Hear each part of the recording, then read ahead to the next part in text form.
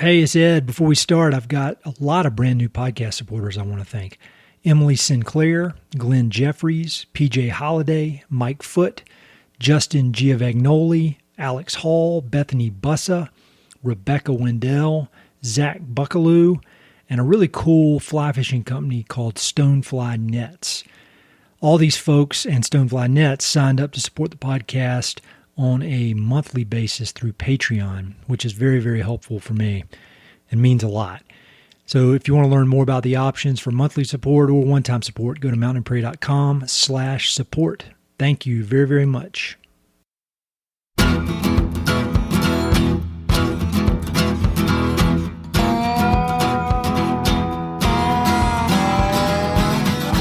Hey, this is Ed Robertson, and this is the Mountain and Prairie Podcast, where I introduce you to some of the innovative individuals who are shaping the future of the American West.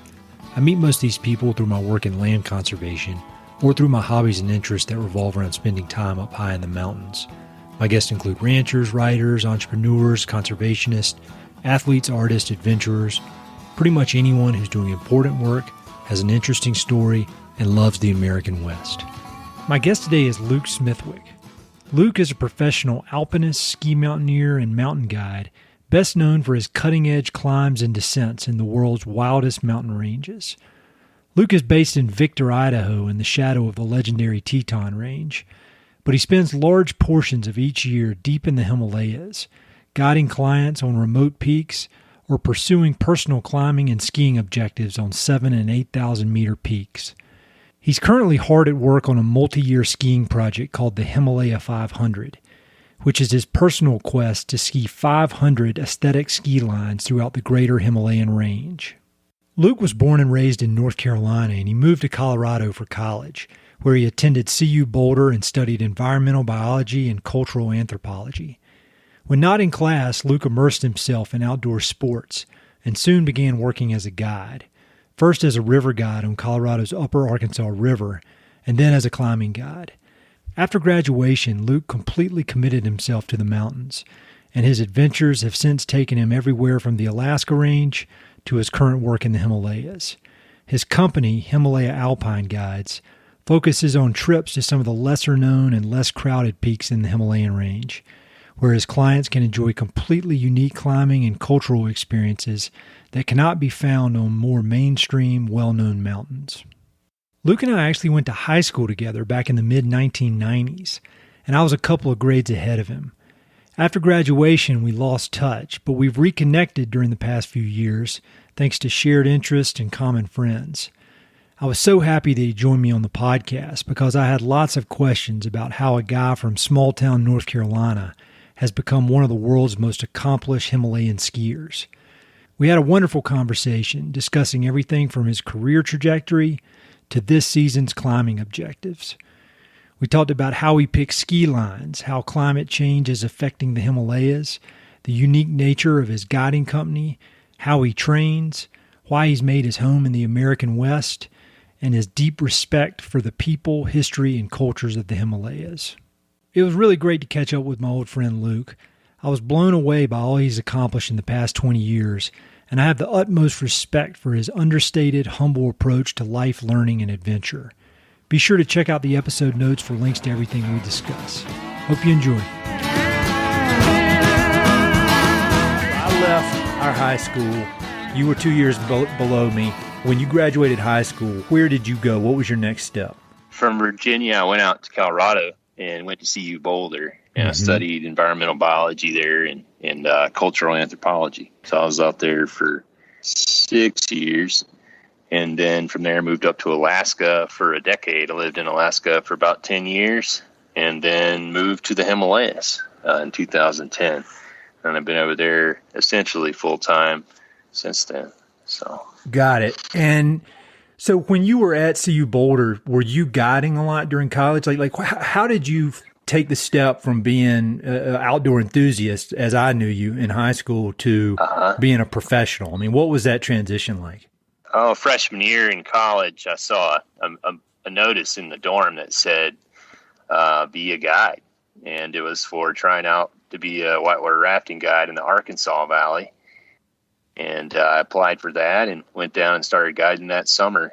on the ARC during the summers. And then at the same time during the school year, I started to lead for the CU Outdoor Club. And so I was just leading 14er hikes, sometimes requiring a rope. And that's really how I got started with mountaineering and guiding. So. And was there a point during college when you realized you were like, all right, I want to make this my career? Because I imagine there are a lot of people that do that during college and they're like, yeah, this is fun and cool. And then they go off and, work at a bank or something when they get done. But there was some point where you thought, all right, I want to at least keep doing this. What was that point? Absolutely. I think for a lot of folks, it's an avocation. You have your vocation, you have your job, and it's something people do for a hobby. But I think what really started it for me was the Scouts when I was a kid. That's what got me going into the outdoors. And then from there, I went on a trip with Colorado Outward Bound School when I was just before I started high school.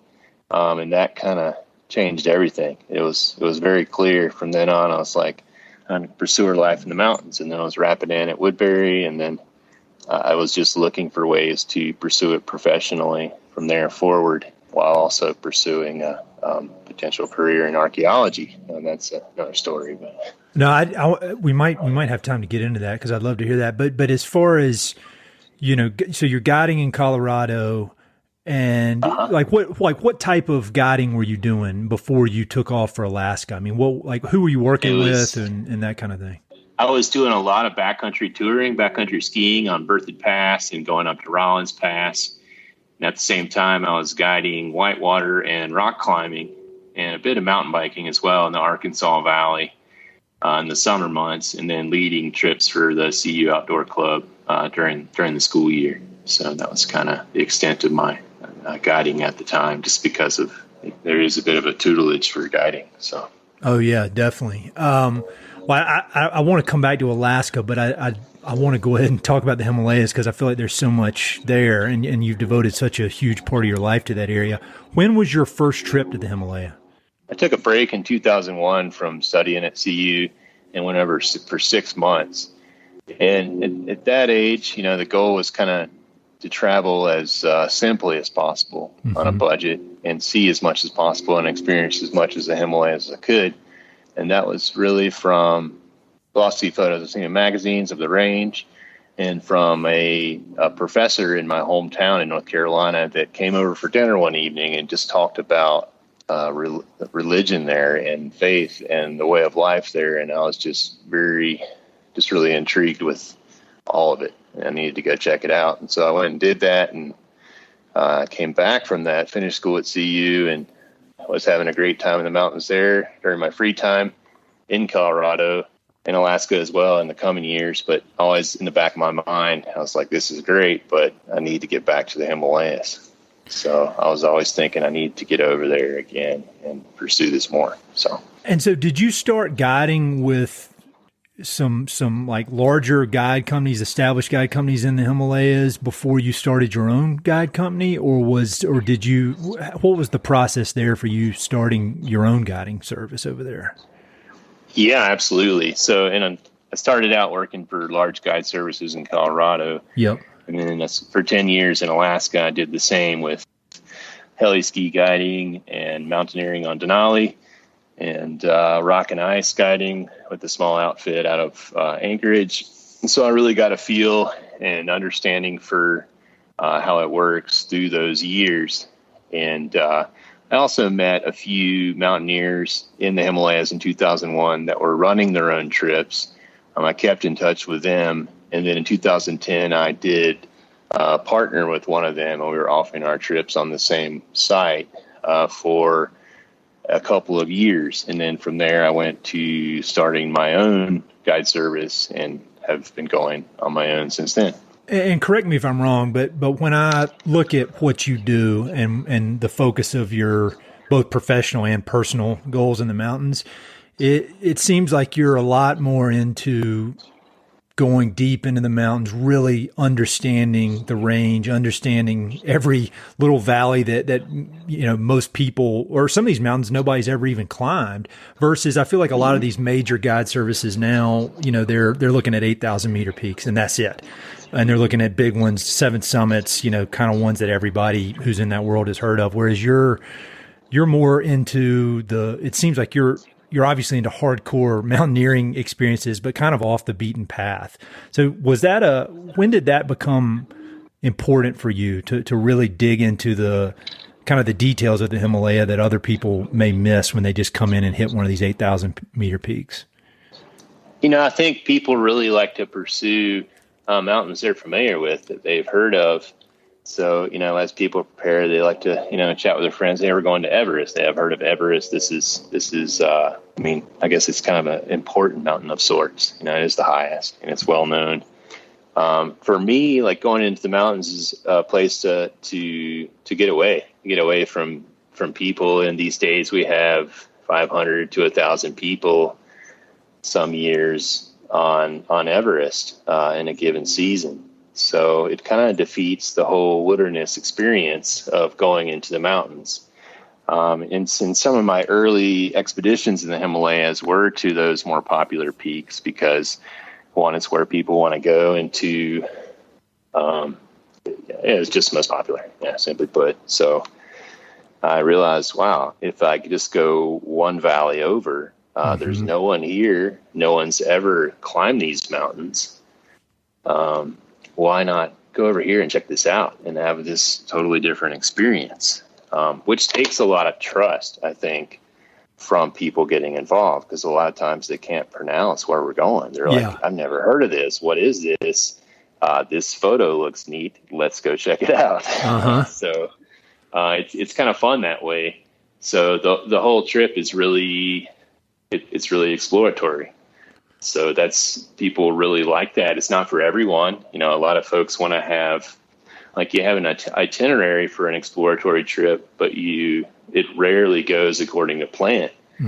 So sometimes even finding base camp is a real task, because maybe you have no photos of the area and you have Google Earth and it's got this field of rock in it. You think it's a field of pebbles where you can build a camp, and you get there and it's talus, and it's boulders that are 4 by 6 or something, and it's not going to work. And how do you figure out where to base yourself to try to climb this unclimbed peak? So people really like that. So that's kind of how I got into it, is just this element of discovery. And, it would be a disservice to say that no one's ever been to these places we're going, because people have been thriving there for centuries, within a pastoral lifestyle, taking their yaks up there, and but not from a lens of bouldering or mountaineering or skiing. So it's kind of going to explore through a certain sport, if you will.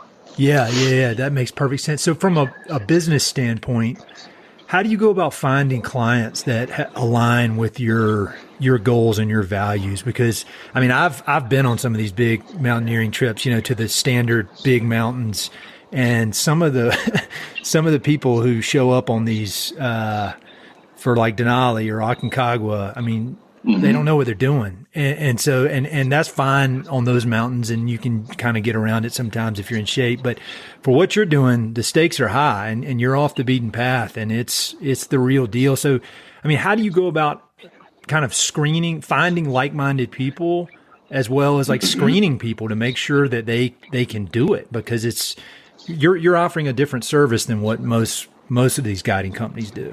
I get a fair amount of emails from folks who are like, wow, you're what I've been searching for. I'd say we're a bit more, it's very small.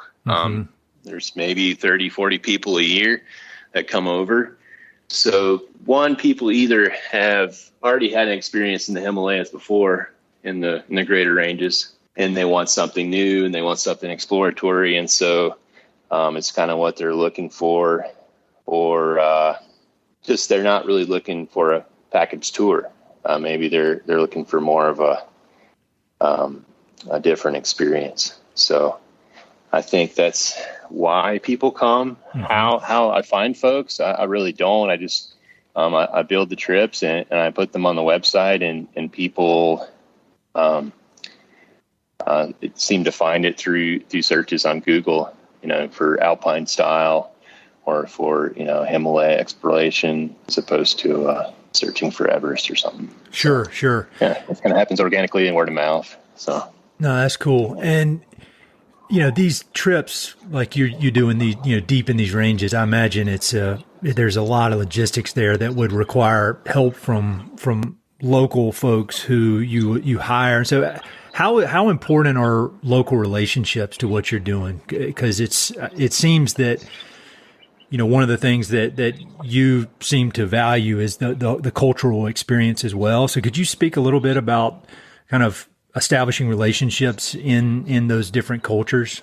Absolutely. Yeah, I do. I work with 5 guys, and 2 guys are from Tibet, and they now live in Manali, India. We try to stay together, working together year round. And then 2 other guys that are Sherpa from northeast Nepal, and then a cook from the lower Khumbu, also in northeast Nepal. We all work together to put together trips, and we try to stay together as policy allows in each area. Like some folks aren't allowed to travel to certain areas, but we try to stay together in that regard. In terms of locals, the local information is very important. Mm-hmm. So it's really, these areas are not like common. It's not like if we were going to go to Aconcagua where, you get a lot of people coming to climb it every year, and there's a well-worn trail and a path, and, there's like a infrastructure set in place every year to climb the peak. Like we'll go into an area in western Nepal, and we're looking for the sheep herds. Mm-hmm. We want to talk to the sheep herders because they know the trails to get up to a certain area. They know if the river's going to wash out and when. They know the local knowledge is tremendous to trying to figure out how to climb this peak from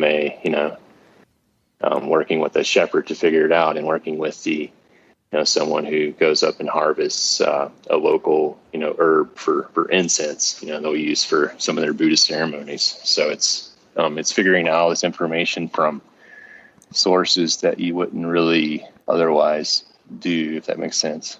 Yeah, that makes perfect sense. And it just sounds so appealing. I mean, in a way, it sounds like when you read these reports of the earliest expeditions, even to somewhere like Everest or K2 or something, I mean, that's what they were doing. And that's real adventure, I mean, I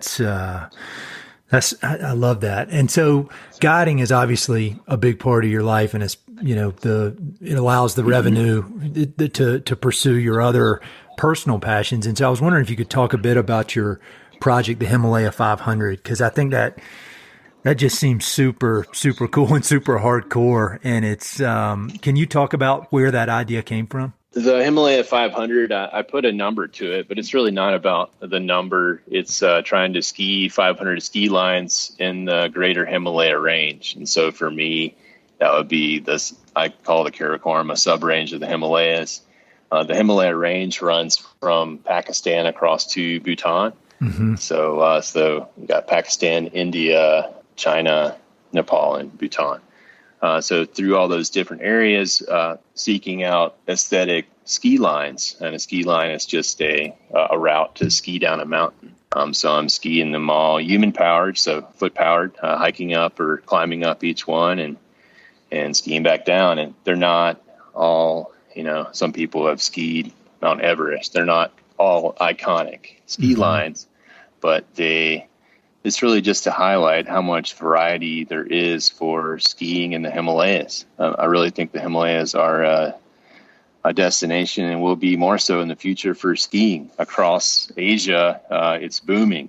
China currently claims to be building 800 ski resorts.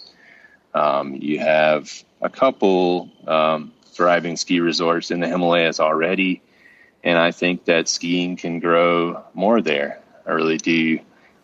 It's kind of like the Rockies for Asia. So folks that'll fly in from Singapore and from Manila, because it's like flying from the East Coast to Denver. You fly 5-hour flight from there, and you come for 10 days or even a long weekend to check out Pokhara, Nepal. And I really think it's a destination for not only the summer but also the winter. I really just want to show the range as a ski destination. Mm-hmm. The variety of culture there is extraordinary. For example, in the past 4 months, I was just in the western Himalayas in the Karakoram, and within like a 100-mile area, you have people speaking four distinctly different languages, and the natural history, just snow leopard, and there's just so much to experience there. So you have this, like, you go out with this objective of climbing this peak or skiing this peak, but it's just all these experiences that you have along the way. I was talking about, the person going up to gather herbs or to take their animals up in the mountains, and just the way of life they're living there, and that strong connection to the land is unique to the area in its own way. And I really enjoy that. That's really what is most memorable about a trip. It's not that summit that you get to standing on the top of this cold, windy place. It's all the people you meet along the way and the experiences you have.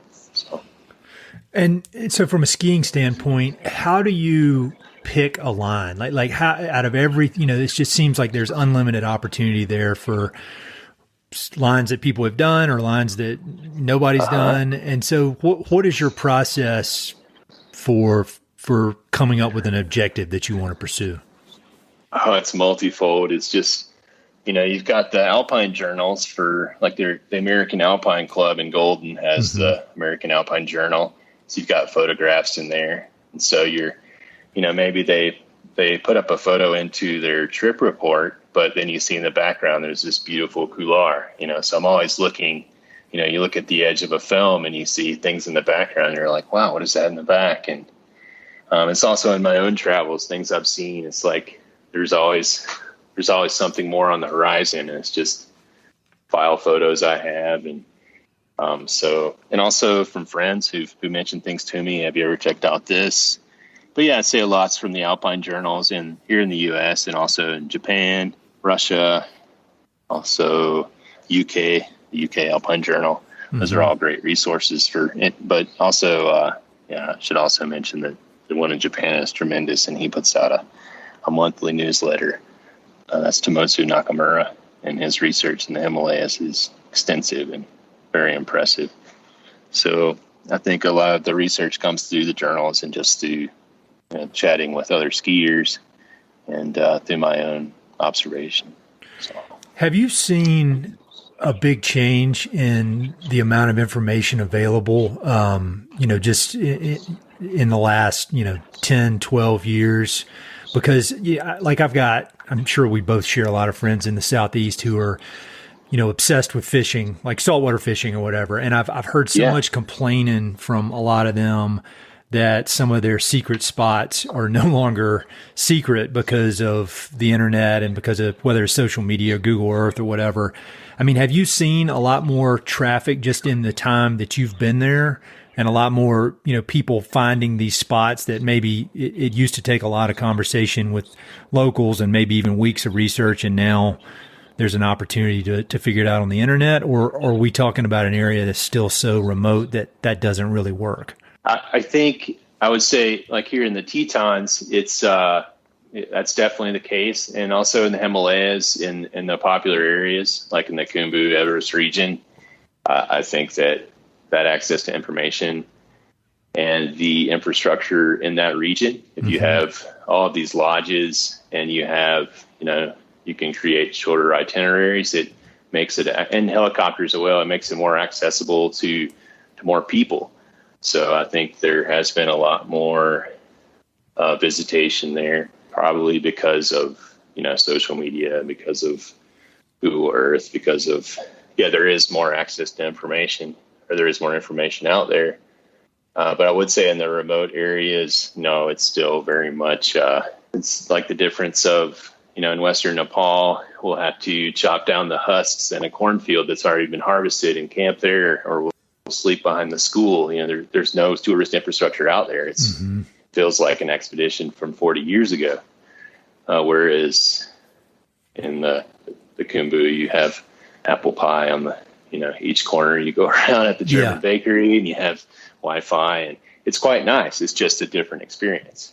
If you sit here and you watch the news, which I've literally quit watching news because it drives me crazy. But this is kind of this sounds like a dumbass question, but I would imagine that a lot of people are thinking it because I do, even though I know better. But, when I see your films and your stuff on social media, I mean, you're in these communities and you're welcomed in and you're obviously being super respectful and they're glad to have you. And there's this mutual respect. But if you look at the standard news and you ask the average American on the street, hey, you want to go to Pakistan? They would their face would turn white and they'd think, that's the last place in the world I'd want to go. And so can you talk about just how your experiences in these communities? Cause I'm not best friends with them, but I know a lot of climbers who've spent time over there and they just speak so highly about the people and the kindness and how the hospitality. And it's the exact opposite of this nonsense that you hear on the news. So can you just talk about those people, whether it's Pakistan or any of these regions and your relationship with them? Great. I think our perspective is shaped by, the media that we choose to read and watch. And here we've gotten the information we have about Pakistan is that it's a dangerous place. I had a guest come this summer on a trip and he's like, wow, I'm so glad I came here. Everyone I told, he lives in Denver, everyone I told that I was coming here, they're like, you're nuts. I can't believe you're coming here. Yeah. Or you're going there. And he's like, this is extraordinary. It's these everyone is so kind here. Pakistan is very clean. It's on a, it's booming right now in terms of development. Like if you go into Islamabad, into the neighborhoods, it's like you're in suburban Denver. Mm-hmm. It's wild. It's just immaculate and progressive. And then you go into the mountains and it's even more extraordinary. The people are just so warm and kind and very community minded.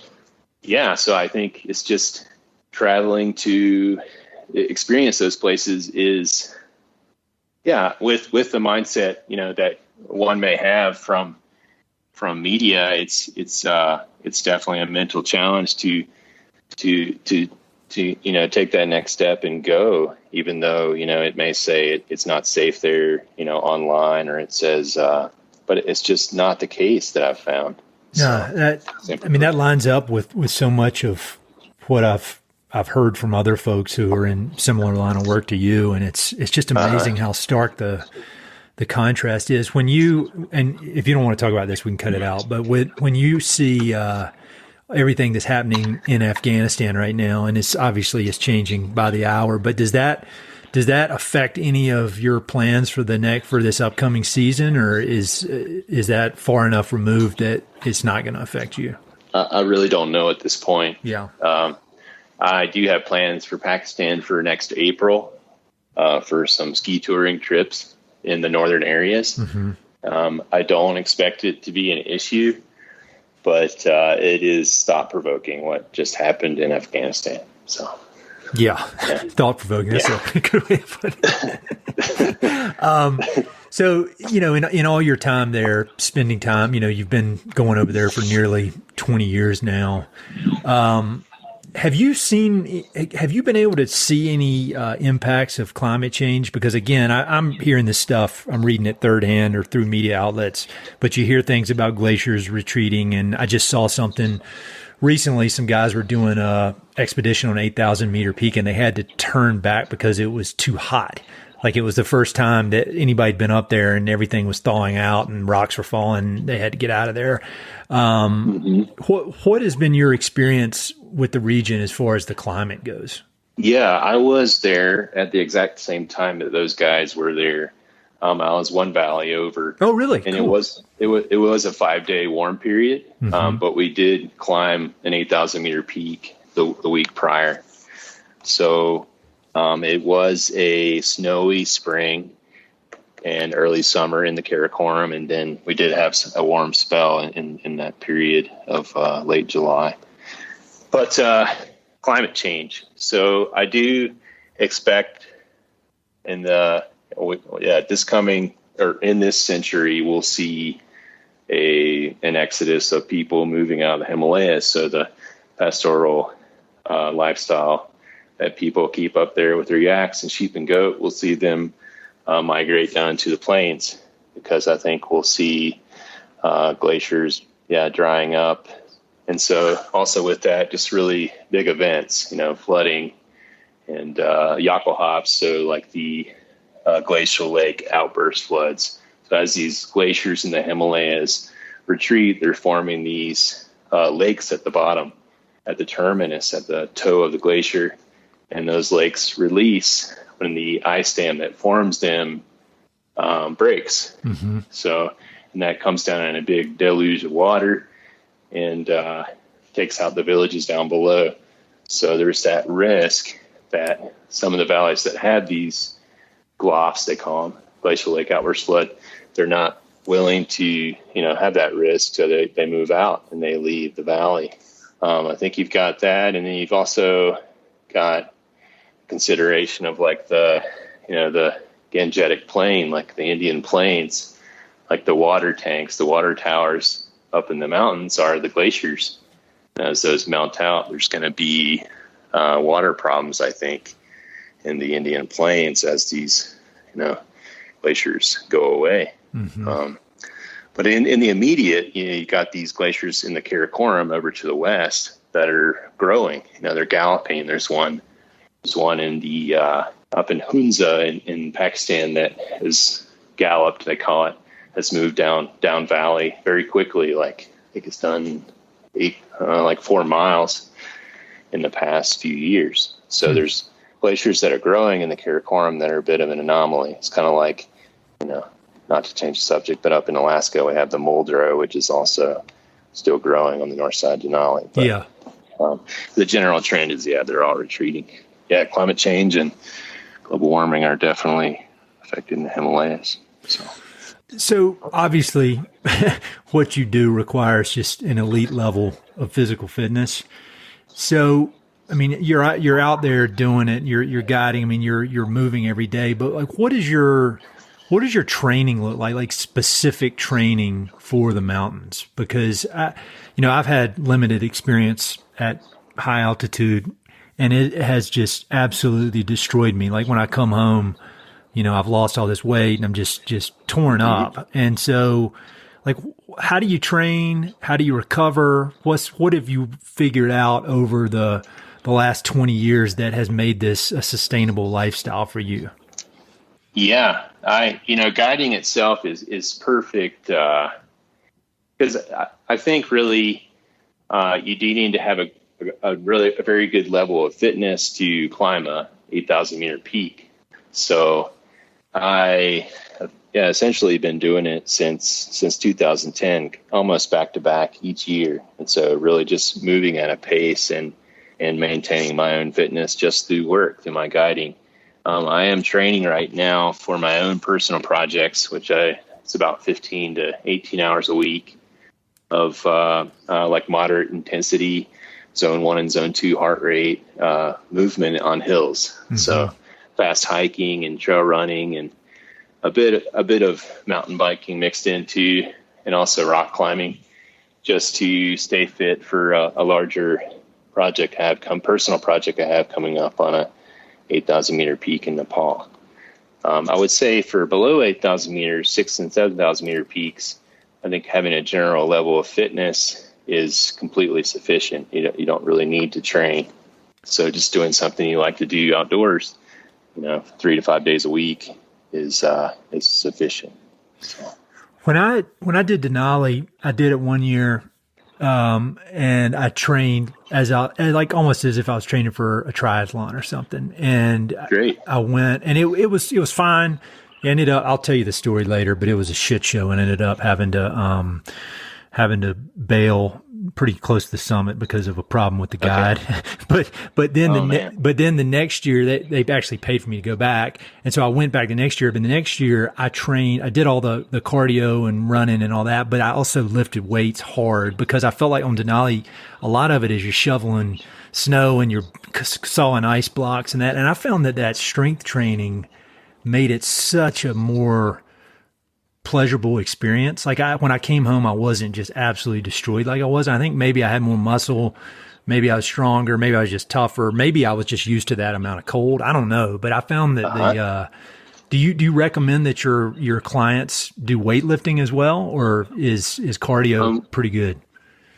Yeah, I'm glad you said that, because Denali is a exception for 6,000 meter peaks. So in the Himalayas, you go with horses, and the horses carry all the gear up to essentially up to 18,000 feet. Oh, wow. So like the highest camp on Denali. And from there, you acclimatize for a few days by hiking around, and then you can summit the peak. So it's pretty achievable for folks with a general level of fitness. Whereas with Denali, yeah, definitely strength training, doing some weighted carries, so getting used to carrying a pack and hauling a sled. And there's a lot of physical and mental preparation for a Denali climb for sure.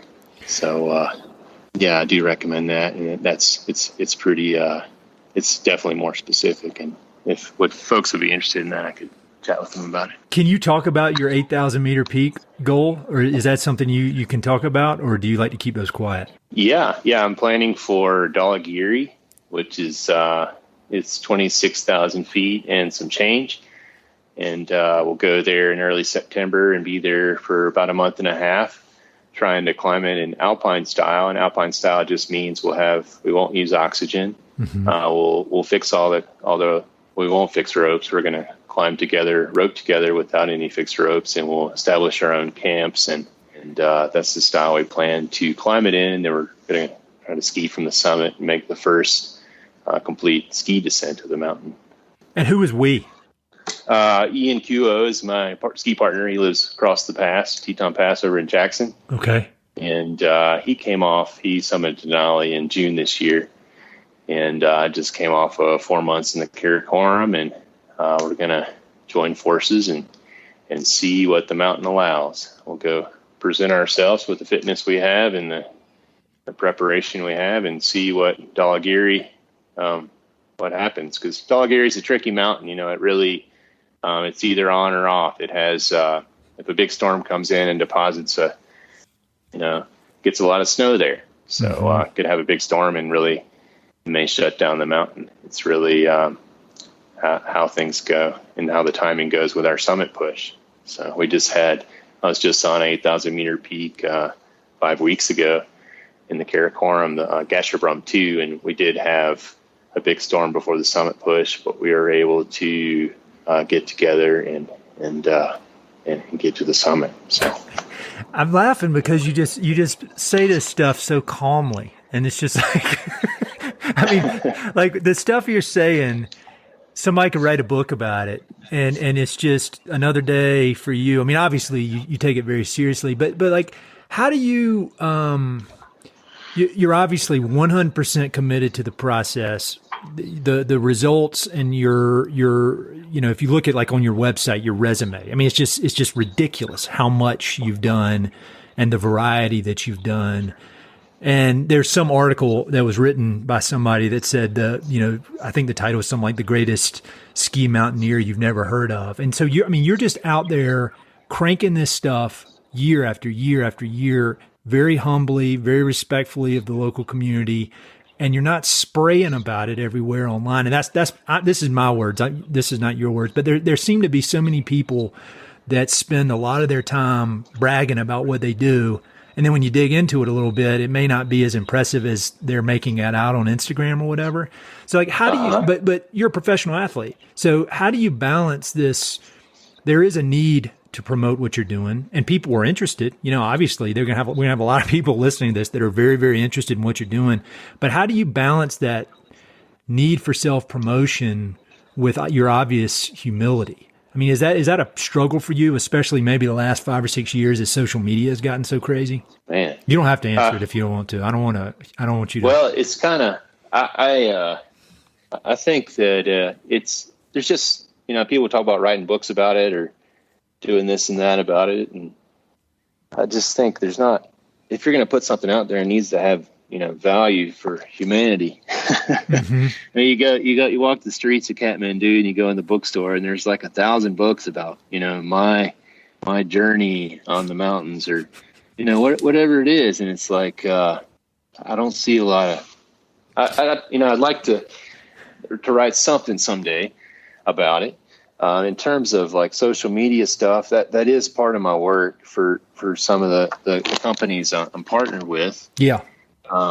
Mostly, what I really like about that part of it is the design. I really enjoy working on, the design of, a new tent or, making gear that's ergonomic for mountaineering and for skiing.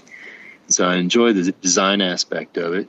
The self-promotion stuff, I just haven't really sought the limelight, So I don't really know. It's just kind of what I do. It feels right. That's what I do. So. No, I mean, and I think it comes through with humility. And I've noticed now that you've been back in the States for a few weeks and you've been more active on social media, but I feel like everything you put up adds value. It's interesting. Like when I see what you're doing training, I mean, obviously I'm never going to be doing what you're doing, but it's helpful because we both wear the same watch, Koros watch, which I absolutely love. But like I see what you're doing as far as different heart rate zones, how long you're going out, and it's super interesting. And there's not any sort of arrogance involved in it. I don't know. I think you're not that you care or need validation from me, but I like the way I like the way you do things. I think it's like it's not that exciting. Most of my friends, I do most of the training alone, just because it's pretty boring. You're moving at a moderate pace for long hours. It's just a lot of volume and hours each week, moving on trails and between bouts of computer work, I get out and do that. Oh, why do you keep coming back to the West and to Idaho? I mean, I know that's your home base, but have you ever you come back here to rest and catch up and train, but have you ever thought about just living in the Himalayas full time? Yeah, I have. And I really, what brought me back here was 5 years ago, I was a snow safety officer for the state of Kashmir. And Kashmir is a state in northwestern India, former state. And what I did for them was I ran a ski resort. So there's a gondola there that goes to 14,000 feet.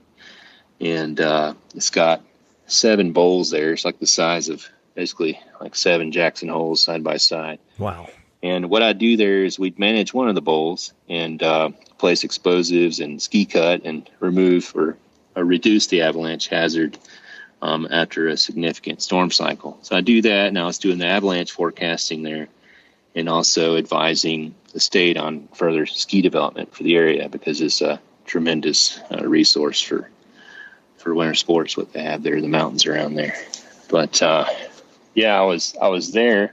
And to start the season there, I would be here because consistently the Tetons have an early season snowpack until the contract will start in early January. So I'd be here for November, December just to get my head in the snow, dig some pits and get back into getting ready to start the forecasting season in Kashmir.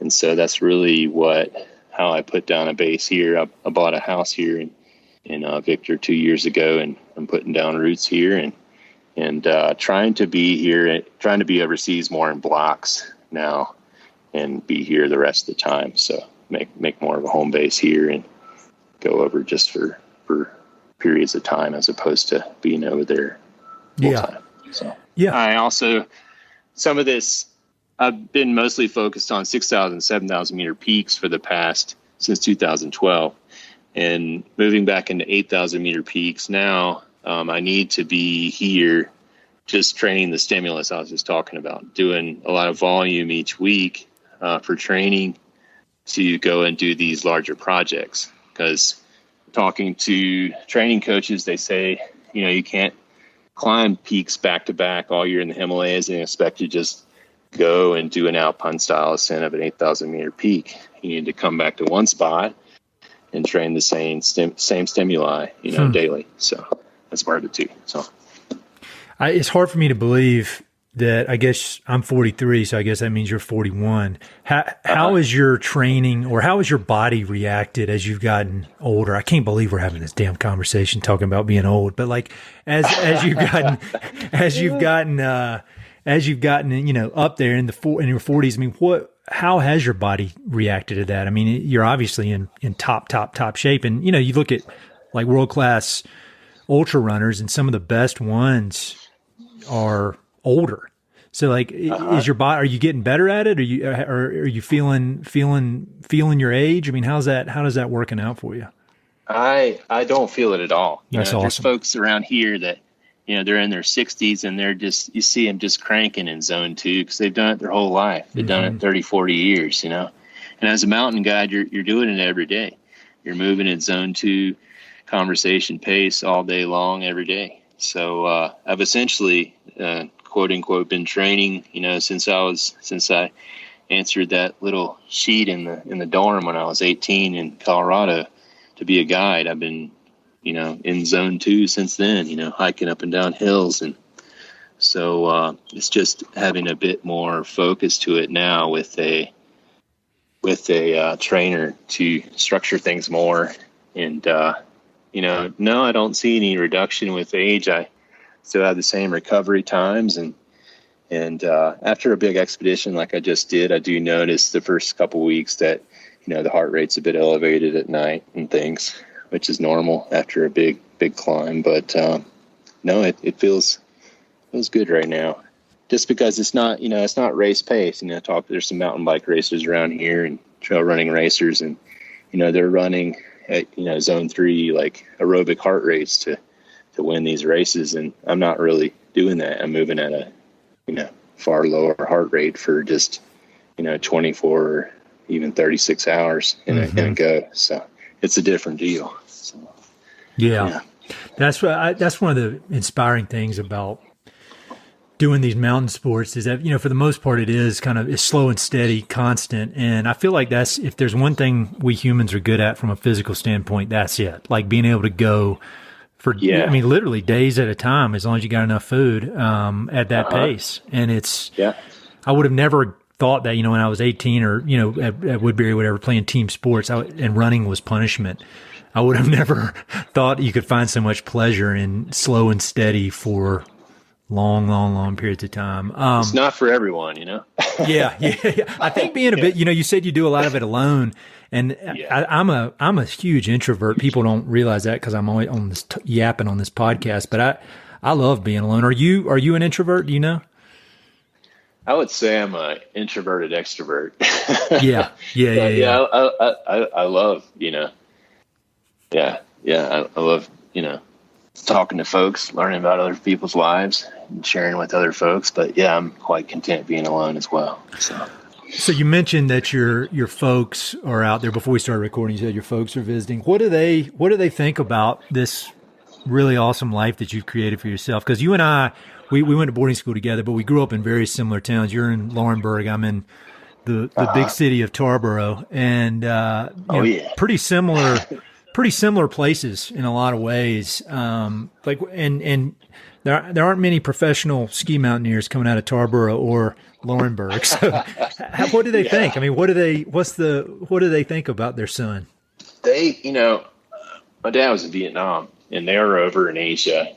They've traveled to Kathmandu in the 60s and to India as well. So they know the area, and they understand my passion for culture and things, and why I'm so keen on learning as much as I can about the place more and more. And so they've always been very supportive of what I want to pursue, and I'm still trying to get them over there. We'll see how things go with the current pandemic, but I'd like to get them over there to experience the place. So yeah. And this is more just for me, and people who are listening are probably gonna be like, what is this guy talking about? But I'm curious about it. What is it about Laurinburg that creates these interesting people? Because you got you doing your thing.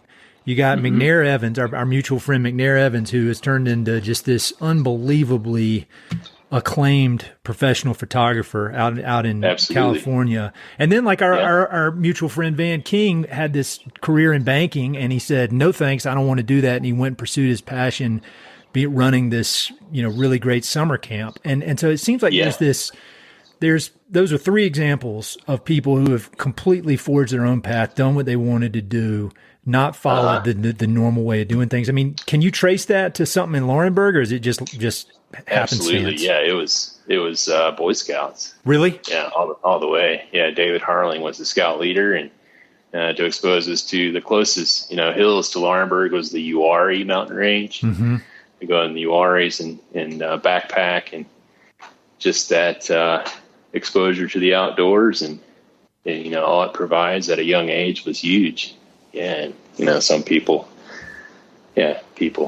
pursue that to varying degrees on the weekend, or they go and do tons of expeditions in the Himalayas. It was definitely, I would say Boy Scouts. Boy Scouts was cool then, but well, see, it was like that was the thing to do in Laurinburg. But when I was in Boy Scouts in Tarboro, it was like I remember all we did was it was like who could build the biggest campfire, and I was like, all right, well, terrible idea. I remember one. Yeah, I remember those. Yeah, I won't mention any names, but those probably a half-acre fire from one of these fire competitions. But bad idea. The people who grew up in the West are hearing us talking about. Yeah, I was also involved in about an acre forest fire out in Edgecombe County, North Carolina, and that's not a laughing matter in the West. Yeah, totally. Yeah, especially these days. Oh man. Well, I got a few quick questions I like to ask everybody. If you got time, I'd love to run through those real quick. Yeah. What books do you read? I mean, I don't know if you read a lot, but it seemed like you may have some time when you're unplugged in these mountain valleys. I mean, are there any books that have been influential in your life and career? And, sometimes I ask people to talk about books specifically about the West, but I feel like you've got such a broad perspective. I mean, what books have influenced you? I read mostly nonfiction. Same.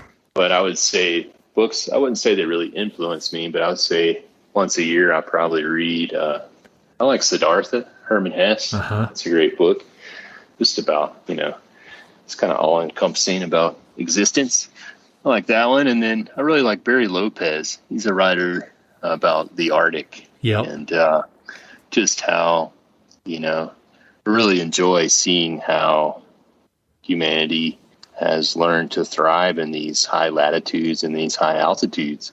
So I see that in the Himalayas, and also see that up in the Arctic with just that interaction and connection that necessary connection that people have to the land. So I really like his work, and his see some parallels kind of in my curiosity with the culture and with the natural history of the Arctic. And so I really like the way he puts words together. I have not read much. I've never read one of his books. I've read some of his essays, and I would say Arctic Dreams would be the one to check out. Really? People. Okay. Yeah, Arctic Dreams is pretty brilliant. So. And I've got Siddhartha actually on my bedside table. I just found it at a used bookstore, and so I think I read it in college or something, but I don't remember it. It's a quick one. It's a half-day read, or I think it's like 90 pages or something. But sweet. Yeah, I'll definitely check that out. Any films? I mean, I know you're out in the middle of nowhere a lot of the time, but are there any films or documentaries or anything that you've enjoyed? Documentaries. Nothing really comes to mind in terms of film. At the present that makes sense. Yeah, I don't watch a lot of movies. Yeah. You ever seen Roadhouse? It's funny. I'd say I quote unquote live under a rock, because like when the pandemic started last year, and I was in lockdown in Nepal, and I got my first Netflix subscription, and I was like, wow, look at all this. They're like, yeah, that's from like 12 years ago. I'm like, okay, fine. I could watch, anyway. Yeah. So I really don't watch a lot of movies, just because usually when I'm in town, it's a lot of time on the computer to figure out the logistics for the next trip. And so, I'm not sure I currently have a film recommendation. So. No, that's refreshing to hear. I like hearing that. So this is an interesting question. I bet it's going to be hard to answer, but you think about everything you've done, everywhere you've been.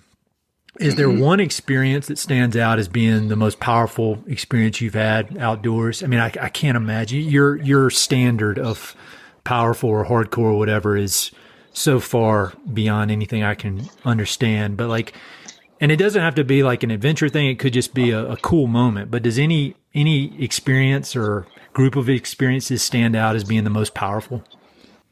I think it's just really seeing people living in these harsh climates and thriving. Seeing this strong.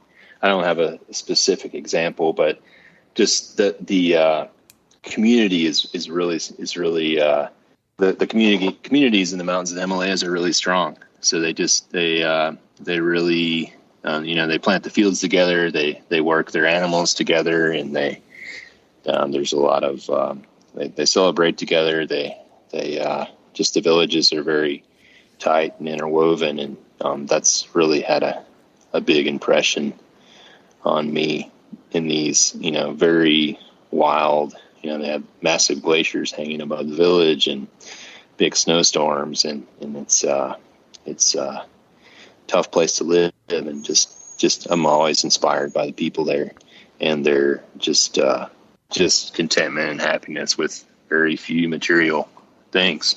Yeah. So I would say the people are really that's the most impressionable experience I've had in the mountains. So I think that's really interesting and something people should really note, because, you've done these just unbelievable adventures all over, but it comes back to the people in the community. I think there's absolutely. I love hearing that. That's really cool. Kind of last question is, I started this podcast on a whim, and it's just crazy the kind of the community that's built up around it. But I'd say if there's a common thread, it's a love of the West and what that means, the landscapes, the people, all the different, aspects of it. And you're obviously deeply connected to the West, and then you go out and do your own thing. But kind of everything you've seen, do you have any parting words of wisdom for the folks who listen to this thing?